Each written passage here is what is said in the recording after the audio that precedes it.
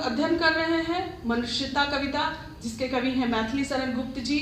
और मैथिली शरण गुप्त जी हमारे राष्ट्रीय कवि हैं और उन्होंने एक मनुष्य के सच्चे धर्म की यहाँ पर व्याख्या की है कि किस प्रकार से मनुष्य का कर्तव्य होना चाहिए। और मनुष्य वही कहला सकता है जो कि दूसरों की मदद करे, जो कि परोपकारी हो। और जिस मनुष्य में ये भावना नहीं है वो मनुष्य कहलाने के लायक नहीं है, वो पशु के समान है।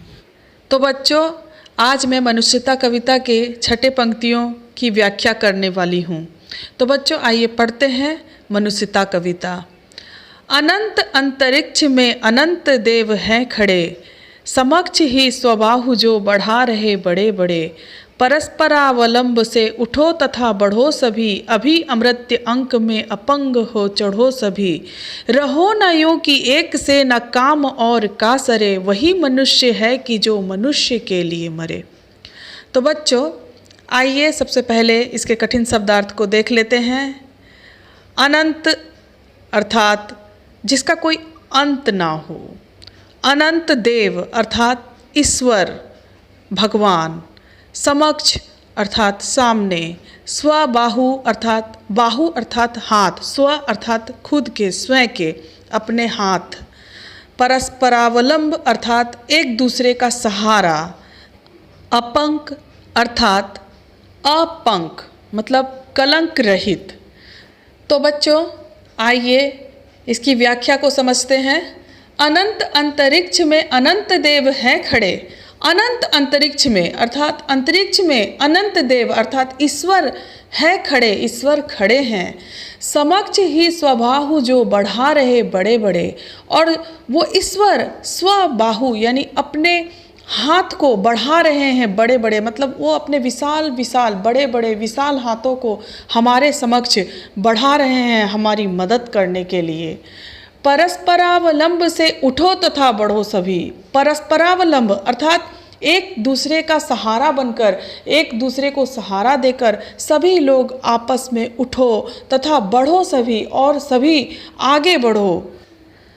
अभी अमृत्य अंक में अपंक हो चढ़ो सभी।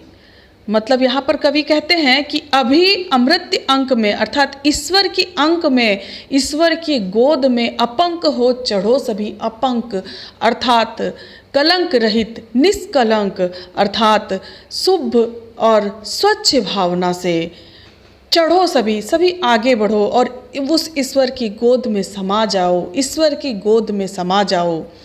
रहो न यूं कि एक से ना काम और का सरे।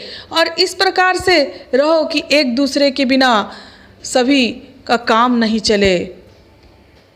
सभी एक दूसरे की मदद करते हुए, सहयोग करते हुए, अपने मन में उदारता की भावना रखते हुए, दया की भावना रखते हुए, करुणा की भावना रखते हुए आगे बढ़ो। और इस प्रकार से रहो कि कभी एक दूसरे के बिना किसी का काम नहीं सरे अर्थात चले। वही मनुष्य है कि जो मनुष्य के लिए मरे। प्रस्तुत पंक्तियों में मैथिली शरण गुप्त जी ने बहुत ही सहजता और सरलता के साथ हमें ये संदेश देने का प्रयास किया है कि मनुष्य वही है जो मनुष्य के लिए मरे। अर्थात मनुष्य वही कहला सकता है जिसमें उदारता की भावना हो, जिसमें दया की भावना हो, जिसमें करुणा की भावना हो। अर्थात जिस मनुष्य में उदारता की भावना नहीं रहती है वो मनुष्य कहलाने के लायक नहीं है, वो पशु के समान है। और इसीलिए मनुष्य का धर्म है करुणा, दया, उदारता, तभी वो मनुष्य बन सकता है। और वो मानवता का धर्म होता है कि लोग दूसरों की मदद करें। तो बच्चों आशा है आप लोग इन पंक्तियों का अर्थ समझे होंगे। आप लोग इसे बिना देखे हुए अपनी कॉपी पर लिखने का अभ्यास करेंगे। इस पाठ को आप लोग गहनतापूर्वक अध्ययन करेंगे। पठन पाठन के अलावा अपने मनोरंजन इत्यादि का भी ध्यान रखें, परंतु आप घर में रहकर ही इंडोर गेम्स यानी घर में खेलने वाले कुछ खेल इत्यादि कर अपने मनोरंजन को जारी रखें, परंतु घर से बाहर अनावश्यक रूप से ना निकलें और स्वस्थ रहें, सुरक्षित रहें और एक रूटीन बनाकर अपने पठन पाठन पर भी ध्यान केंद्रित करें।